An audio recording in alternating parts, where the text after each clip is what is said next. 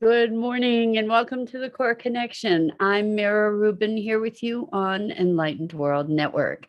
And today's topic is glimpses and glimmers of really what we're talking about is as we're shifting paradigms, as we're um, being exposed to new ideas, they often occur for us in glimpses and glimmers of the possibility that fade in and out of our awareness. So we're going to be talking about what it looks like to be moving into new paradigms and this liminal space, this ever-changing kind of space works with this background, right? With all this weirdness happening here.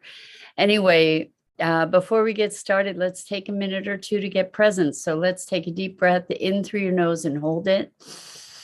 And imagine clean, crisp oxygen flooding your lungs, flowing into your bloodstream, nourishing all your cells, your organs, bringing vital life energy to your body and being.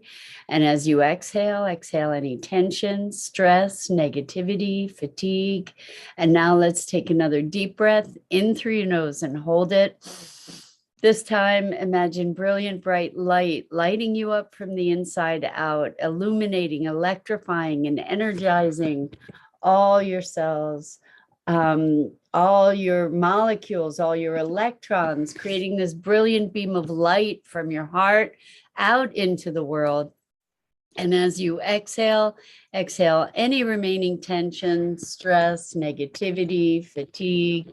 And now let's just gently press our palms together and very softly rub your fingers against your palms to feel the deliciousness of that sensation, the tickling, the tingling, the warmth or the cool, and allow that sensation to bring you present right here, right now into your body, this remarkable, remarkable physical form that enables you to experience life. And it looks like we are not live on Facebook again. So I'm not sure what to do about this. We kind of had it handled yesterday, and now today we're back in limbo land. Apparently there's been a lot of technical issues between Facebook and Restream is the platform that we use to broadcast to multiple channels. So hopefully you'll be able to find us on the Enlightened World Network YouTube channel. So I'm just making a note to the powers that be who are managing all this stuff, to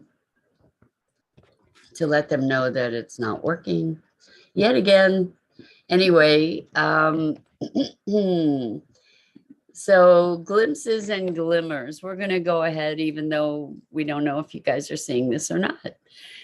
So it's really interesting. I've been trying to wrap my head around a lot of new ideas and looking at, for instance, what would an economic system look like that was really, truly just, equitable, sustainable, non-exploitative,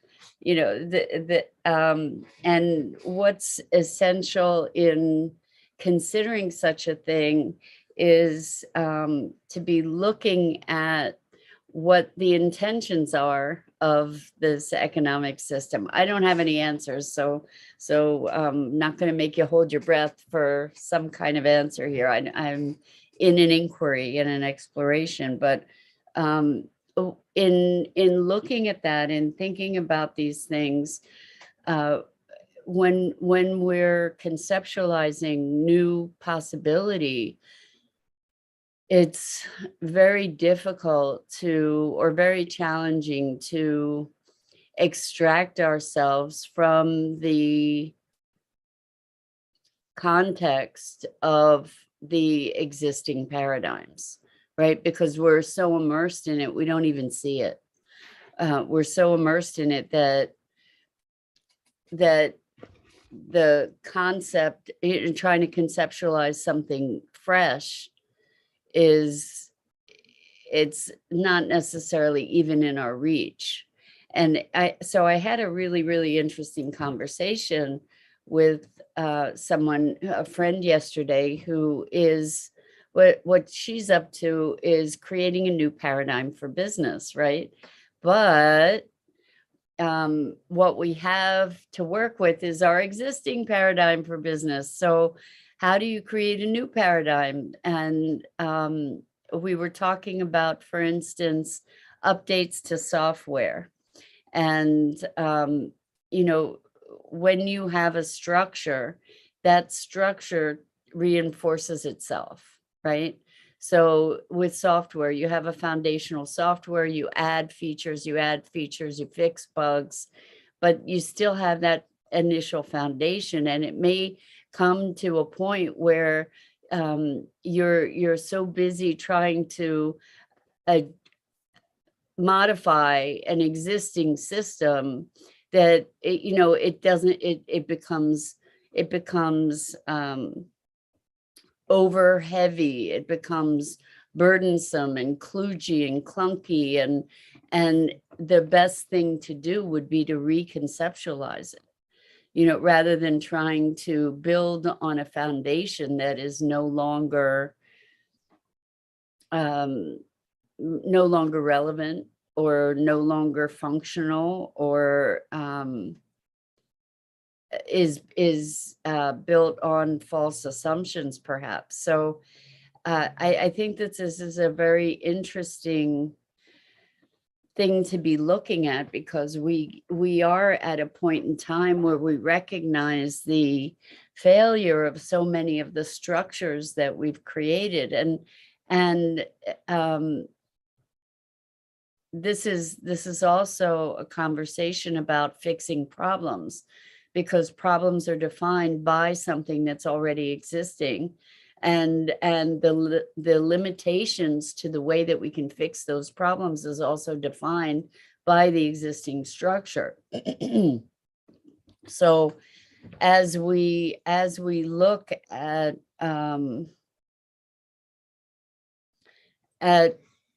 creating new paradigms, or trying to shift things, trying to making things better is not the same as making things new. And it was very fascinating in our conversation to recognize that to step outside of the existing paradigm was really challenging, because it meant thinking about something from a totally different context. So I just got a message in this. Let's see.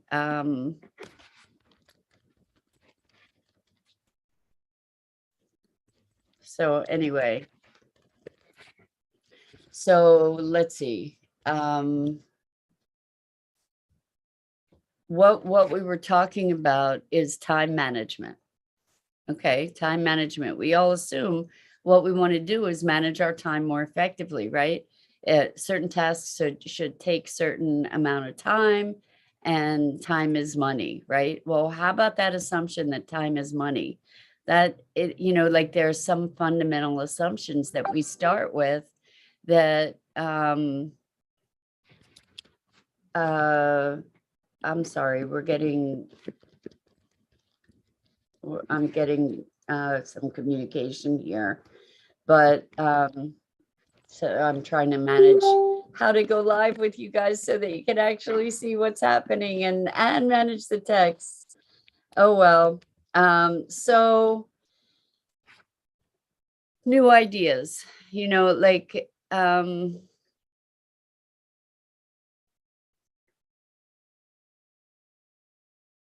there's a difference, there's a profound difference in looking at something that exists, looking at how to improve it, versus looking at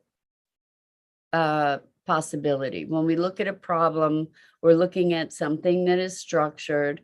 We're looking at what needs fixing in that, or what needs improvement in that. It has its boundaries just by definition of that structure, right? So then if we were to look instead at possibilities, like what is the underlying intention? What is the objective of this thing? Then new avenues might make themselves visible to us. New avenues might make themselves available to us that we didn't otherwise recognize. So when we were talking about time management, we were what if we're looking at a new paradigm for time management, for example. I think this is relevant because we all have issues around getting stuff done, right? So there are basic assumptions about efficiency, like efficiency is the best thing. And how do we gauge efficiency? Typically the way we manage or measure efficiency is by how much output, measurable external output, we can produce in X period of time, right? So faster is better, right? So the thing is, when we're looking at that kind of efficiency, there are a number of things that we're not taking into account. So what we're doing is we're creating a reductionist measure, reductionist perspective to say time is money. First of all, that's a really false equation that we get to question on a very deep level, because that is one of the deep assumptions that has brought our world into the crisis that we are facing on so many levels. But on a human level, certainly, if we're just production machines and it's all about how much we can produce in how little time, right? But if efficiency and output, as if it's a mechanical system, is the primary measure, what the likelihood is that if you have humans in that system and it's all about produce, no matter what you're not taking account of is the humanity in that system and the cost of that kind of metric on the people that are engaged in that system. So what I'm talking about is, for instance, repetitive motion injury. How about morale?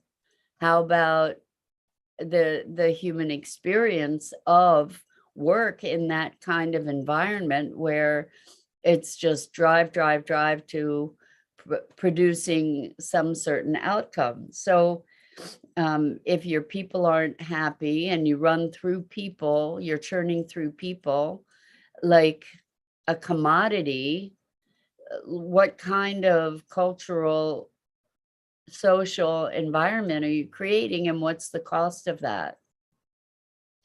So through this mechanized, this focus on mechanization and on efficiency and really making human beings that are part of whatever this process is a commodity, making them disposable, making them interchangeable. What is the cost long term to the organization? So churning and burning people, bringing people in into an organization where people need certain skills and training, and that, even if we look at it in terms of time and money, Oh, yay. Thank you so much. I'm guessing this is Dido. So Dido says, good topic, Mira, thinking about how we can shift and invite in the new openings. Thank you. I'm glad to see that that somebody has found their way to be able to make comments. Oh, Sue, wonderful. What a treat. I'm really thrilled to have you here with us. Welcome.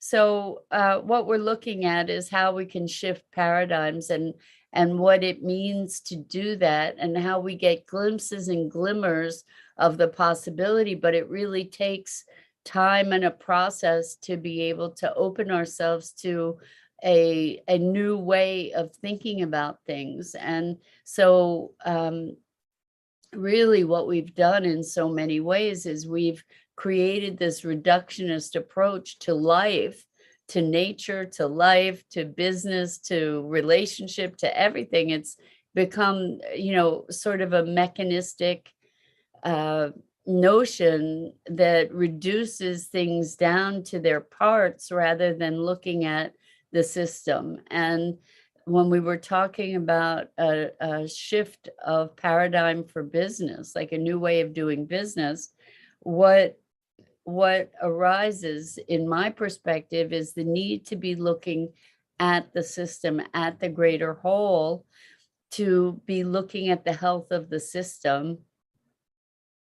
And then when we do that, that allows us to incorporate our humanity as part of the conversation, given that that's the foundation, like our well-being really truly is the foundation of a sustainable system, right? And so our well-being extends beyond, like, it's not about the health of the business versus the people that are working in it. The health of the business is reliant on the people working in it, in that system. And so going back to time management, when we look at productivity, we're focusing on outcome, right? On product, typically. And when we're thinking about time, it's like, well, it should only take you 15 minutes to do this, that, or the other thing. Well, for example, if you're in a business that is based on creativity, their creativity has its own process. So how do you put a timer on creativity? So Sue says, how do we step into new possibilities that are more sustainable? That's a great question. And what we're talking about is allowing ourselves to separate ourselves from existing paradigms or existing structures, to be, instead of looking at problems, to be looking at possibilities. And one of the guidelines to be able to be looking at possibilities is to look at a larger system and how all these different parts and pieces integrate and connect, and how to find a way to propagate well-being throughout the entire system. So we get to look really large to see the consequences, and then come back from that place, to be. And another way that we look at how we can shift into new possibilities is looking at the intention of the activity. So for instance, what is the intention of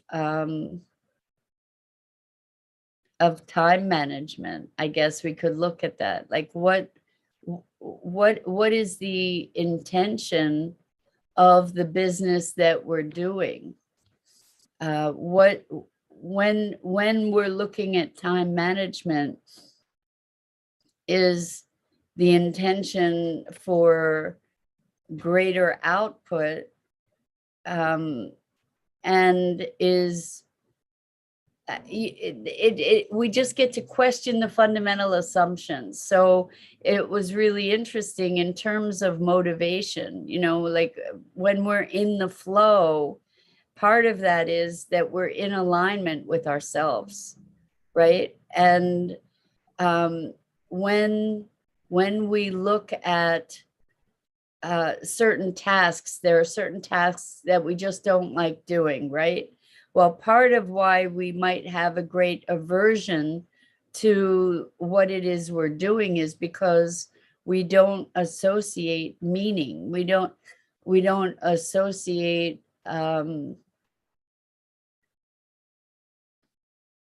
value to it. So for instance, the example that I was using in our conversation yesterday was cleaning the kitty litter. So I have a cat that I adore, and I don't like cleaning the kitty litter. And if it were just about cleaning the kitty litter, I would avoid it. In fact, there have been times in my life where I have just avoided cleaning the kitty litter, and my poor cat had to step over all kinds of nastiness in her kitty litter box because I wasn't cleaning it. When I connect to my love for her, my commitment to her, my commitment to her quality of life, then cleaning the kitty litter becomes something that I don't have such a horrible aversion to. You know, I'm doing something for her that is part of my commitment to giving her quality of life. And so creating context becomes a very important part of new possibilities. And that's why when we step up larger, when we go to meaning, you know, working for money provides enough meaning for some people, but it never provided enough meaning for me. And so this whole conversation around new paradigms and glimpses and glimmers, we were talking about making a distinction between intention and goals. So goals become an end in and of themselves. Goals are black and white. They're time delimited. You know, when you make a goal, they say make a SMART goal. So SMART is I forget what the S stands for. M was measurable.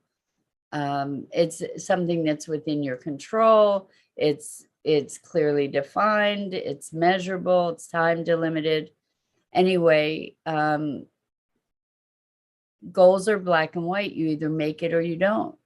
And this yes, no polarity, this good, bad polarity, right, wrong kind of polarity is really very, very limited in its own definition. If instead we move toward intention, like my intention is to provide a good quality of life for my cat that I adore, you know, to as an expression of my love for her, to be able to provide certain comforts for her and pleasure, for example. So when I have that context, there are whole new things that I might be considering than if I have chores that are related to having a cat, right? It's my obligation and responsibility. Well, instead of that, to have it be my expression of love, there's a very different qualitative experience there for me that will motivate me to do different things, to do things differently than I might otherwise have done. So in the context of of business, when we have an intention, when I'm clear about my purpose, my objective, my mission, and then from that, there are activities that become defined. So moving from the intention into action, rather than creating all these actions that become a list of disembodied, dissociative, or dissociated to-dos, obligations, responsibilities, this checklist of things that have to be done. Half the time, our list of things to do are not really in alignment with who we are or what we believe or what we want even. We just have this list of stuff we think we should be doing. And so when we connect back to the intention, like the broader intention, then that gives us an inroad to be exploring new possibilities and new ways of doing things. When we look at context, in other words, the greater system, and we connect to intention, then from those places, intention, meaning, purpose, all of those things, then we can start generating something that is new. So for instance, one of the things, and I have just a minute or two to talk still, but one of the things we just sort of touched on is city municipalities, and talking about water and how water should be a human right. And yet in the cities, if you don't have enough money to pay your water bill, you get cut off from water. And then if you're cut off from water, you cannot live. And so, there's a rethinking that needs to happen around this whole thing. Like, what's the intention to make water available, to be creating life-sustaining structures? How do we do that? And what kinds of fundamental assumptions have been driving that maybe need to be revisited? And so the glimpses and glimmers of how to think differently about something, it means extracting ourselves from the thrall that is created by existing systems and the assumptions that go along with those systems that are fundamentally flawed.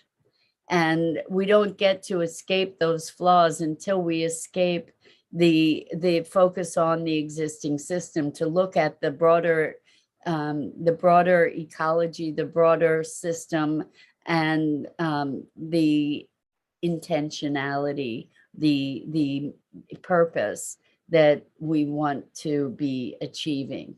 So provocative topic, important, and we get to apply it on all levels of our being in our lives as we look at ways that we can create a more fulfilling lifestyle and systems that support not just lifestyle, but a more fulfilling way of relating to ourselves, each other, nature, the planet, the universe, our lives, our existence. So really, really important things to consider. And so I just want to say thank you to all of you who participate in these morning conversations. I'm Mira Rubin. This is the Core Connection, and I go live typically on the Enlightened World Network Facebook page each weekday morning at 9 a.m. Eastern. And I encourage you to check out all the other awesome programming on Enlightened World Network. And until next time, so much love, so much appreciation to you. And I look forward to being with you again here